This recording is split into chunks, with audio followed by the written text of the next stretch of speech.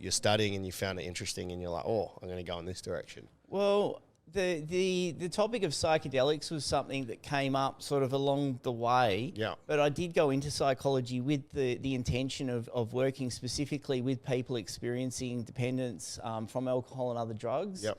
So my PhD looked at the ways in which the media can frame alcohol and other drug use issues and how that limits our conversations in society about alcohol and other drugs, because there's certain things that we can't really say in public, even though we might agree in private. Yeah. The media has difficulty communicating some of those ideas. Yeah. What do you think's behind those reasoning, or is it just the narrative is this, we have to stick to this? Well, I can give you the short answer, the easy answer, or the long answer. Well, it's a long form podcast. So. The longer answer is that there are dominant institutions within society that benefit from the status quo, and they want to maintain power. And so those institutions are things like the medical institutions, so medicine, big pharma. The alcohol industry has a vested interest in maintaining prohibition. They got the market on the intoxicant at the moment. They don't want to lose the capital share of the market. So it's not a conspiracy?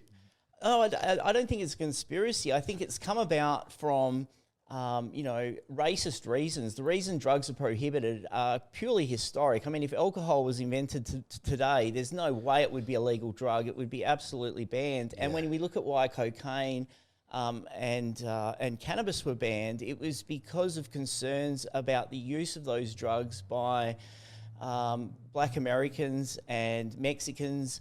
And even in Australia, we banned certain types of opium that were useful for, you could use them for smoking. That was banned in Australia in the late 19th century because of concern about Chinese immigrants in Australia that were stealing Australian jobs and they were smoking opium. So what better way to discriminate against a particular group than by banning their drug of choice?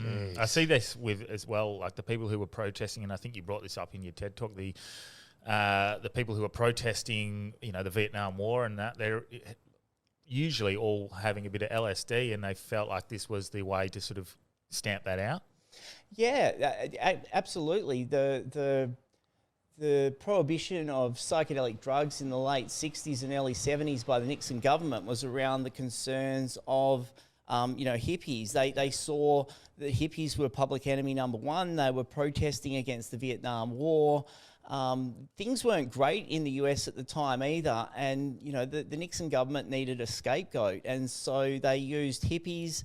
At one point, Timothy Leary was called public enemy number one in the US. I mean, this is just a guy for studying LSD. Well, he was doing more than studying it. By that time, he was sort of telling the masses to turn on, tune in, and drop out. So they weren't stoked about that. But surely that's not your public enemy number one. Yeah. Hey guys, it's Dan here. Thanks for watching that clip. If you want to see the full episode, click here.